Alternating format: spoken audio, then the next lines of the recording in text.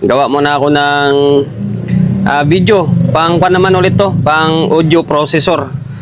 Actually, parang nakatatlong crossover na ako. Bali, pang-apat na lang ito. Ito, Alive, Concert, and then DBX. Yan, tatlo na yan. Nagawa ko na yan na hindi ko nagawa ng video.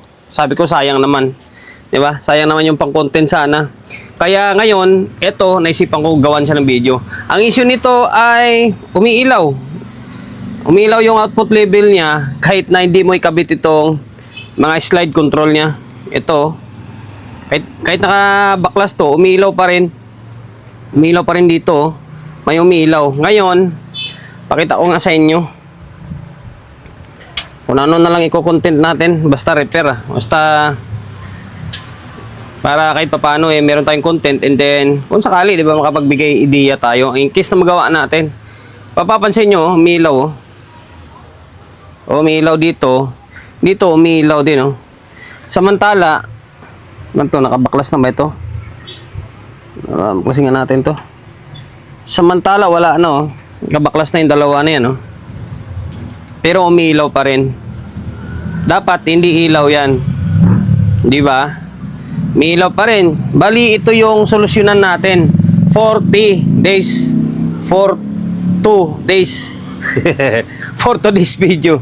Bali, try natin gawin Okay? Ito naman sa mga sa may switch naman, okay naman, working naman siya, taas pa ba, Okay.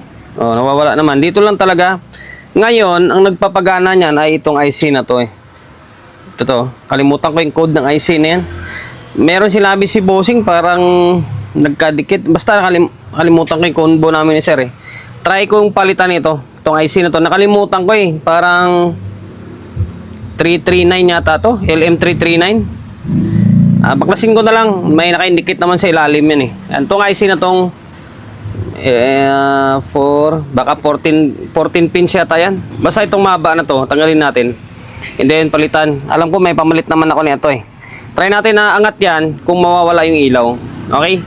Itong dalawa naman, alam ko kung ano to 4558 or 5532, 4560 na yan Ito lang nagdadala ng ilaw na tong mahaba na IC na to. Okay, tanggalin natin to. Try natin kung magiging normal siya. Nabaklas ko na yung IC. Focus. Ayan. Kahit wala kayong hot air, kayang-kaya yan, mano-mano. Ako mano-mano ko lang to. Basta meron kayong flux. Yan, para umangat yung hinang. Okay, ayan, linisin na lang to sabay. Palitan natin ng itong IC 339 yan 339 IC ito, pamalit natin bago ito. Ito yung tinanggal natin. 339 din ito. Okay. Ngayon, linisin ko muna ito. Ganito magiging kalabasan niya kapag wala siyang IC ilaw lahat, diba? May ilaw lahat. Ngayon, palit natin to Palitan natin Itong IC na bago natin. Wala pang bayad man siya Compare mo dito. Try natin. Baka sakaling madali. Ito, magic. Shortcut. Sabi ng mga baser natin sa Facebook shortcut daw Ito, bago yan Binalta na natin. Ito yung kanina. Yan. Ito na siya. Kayang-kaya kong hinangin niya na walang hot air. May hot air ako. Kaso lang nasira na. Nasira ng pagbaklas ng speaker. Na-overheat siya. Mano-mano lang, ito lang gamit ko. Yung 60 watts na to. Kaya yan, basta sanay ka na sa paghihinang. Tapos, ang importante talaga, may flux ka. Ngayon, napalitan na natin yan. Balik ko muna to Okay, kaya yung mga nagsasabi sa akin na magic. Wala kasi akong wala akong cameraman. Di rin ako nagsiset up ng mayos. Isang kamay, itong gumagalaw. Yung isang kamay ko sa camera. Di ba? Okay? Yan, naibalik ko na yung supply. Tingnan natin kung ano mangyari Kuha natin.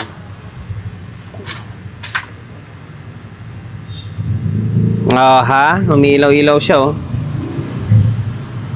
Alam mo kung bakit umiilaw-ilaw? Nakakabit yan dito. Kasi tinisting ko kanina yan. Okay.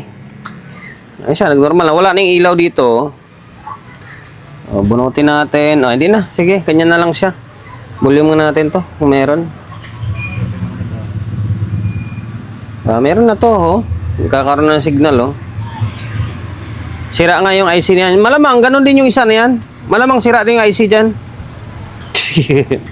Basta meron eh, may napagdikit yata ni bossing yung speaker. Basta yun ang kwento niya eh. Ngayon, balik natin to. Pasadaan natin yung baklasin ko yung channel to. Ibalik natin to sabay testing. Pili natin testing to. Ito, sa may tusunra natin. Ito ko sa pinagana or dito ko sa kinunik. Ito, tusunra natin. Ginawa natin pang testing to. Ngayon, binalik ko na itong channel 1. Binaklas ko itong channel 2. Ito, hindi pa napalitan yan ng IC. O, tingnan nyo. Mapapansin nyo, wala pa siyang inang. Wala pa. Dito yan sa ilalim. Ito yung pinalitan natin. Ngayon, may nakakabit na audio input yan. Bulim natin. Meron, no?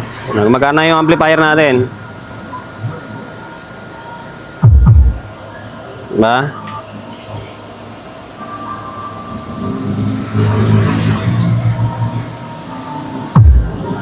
Meron.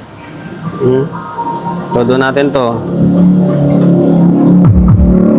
Okay.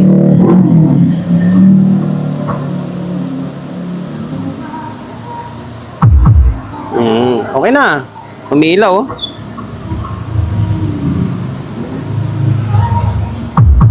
Okay, baka makapiright tayo. Okay na, working na ito.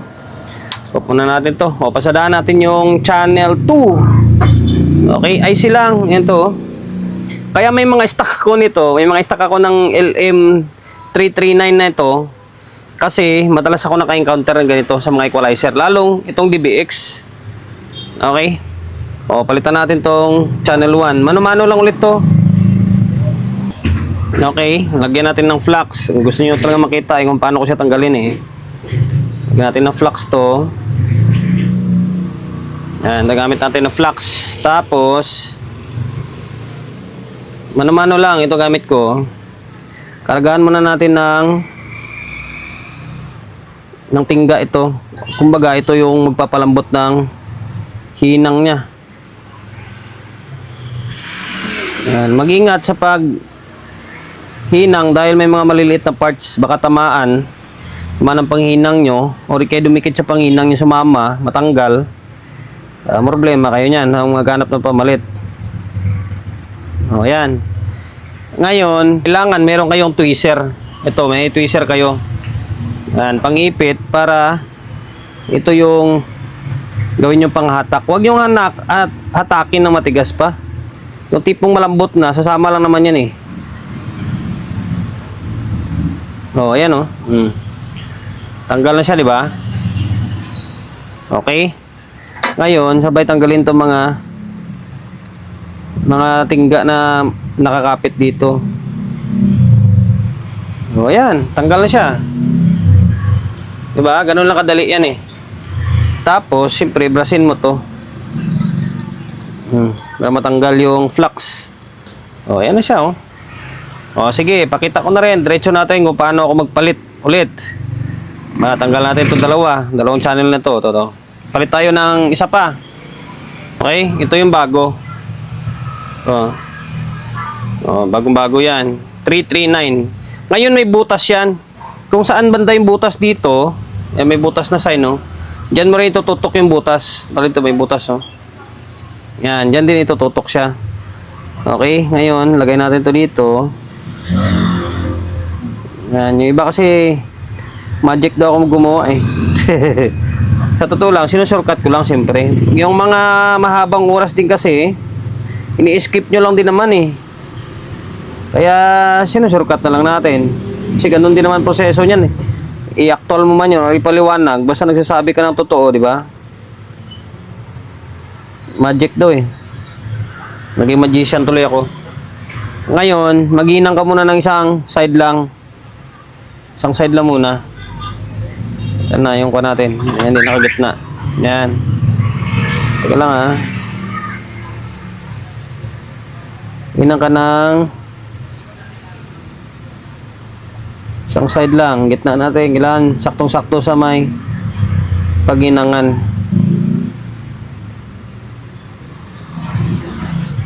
Kailangan kumapit bago bitawan kasi Ito ay magiging parang tack natin siya.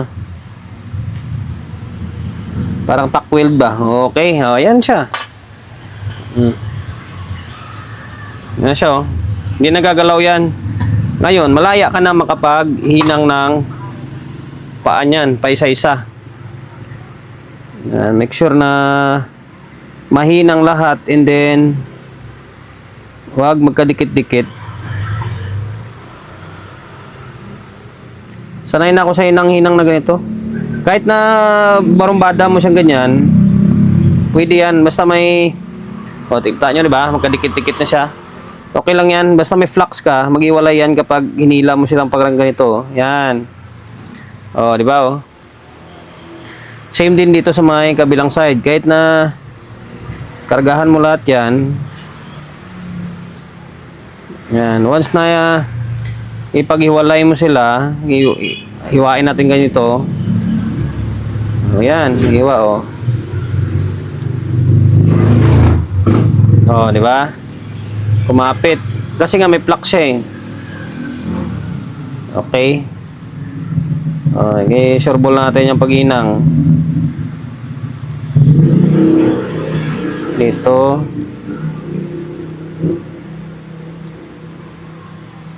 No. Yung dulo mukhang hindi kumapit.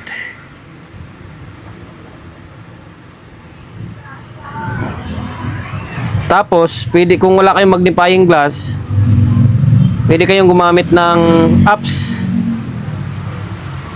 Pwede kayong gumamit ng apps sa may cellphone. Pwedeng cellphone, kung may camera kayo, gamit kayo ng magnifying glass na apps. Ako malinaw pa yung mata natin malinaw naman yung camera natin. Ayan nakapagpalit na tayo, di ba? Okay na to. Yan lang kabilis Hindi yan magic. Sadyang pinuputo lang natin. Okay? Ayun, kuskusin natin. Okay, nakahinang lahat.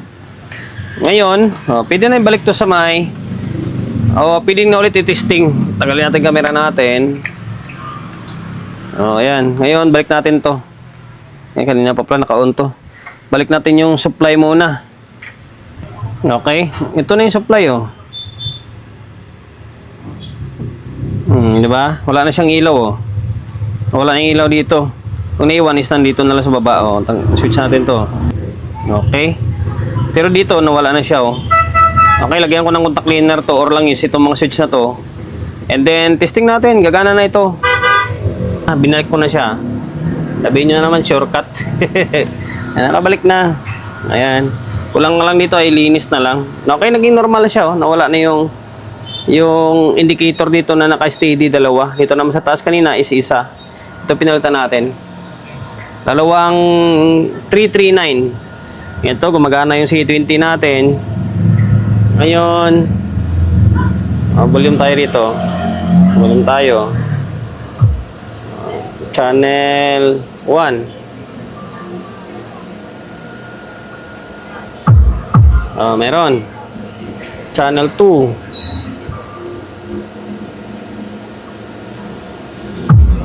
Meron na. Yan, dalawa. Naka-stereo to Yan,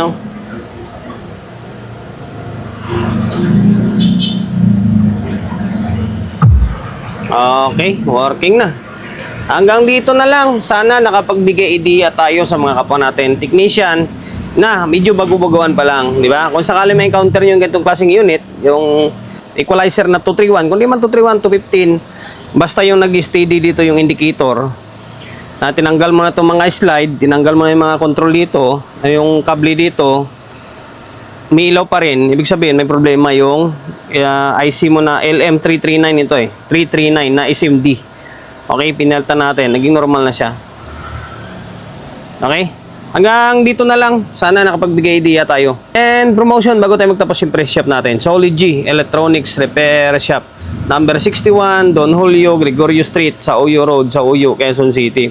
Social media pages natin, so hindi pa nakapag-follow, paki-follow. And then, siyempre, paki-share ng video natin. Sa my Facebook, YouTube channel, sa mga hindi pa nakapag-subscribe, paki-subscribe, like, share. And then, siyempre, paki-hit ng bell button sa gilid para updated ka sa mga susunod na video na i-upload ko. Ingat, God bless, and then peace atin lahat.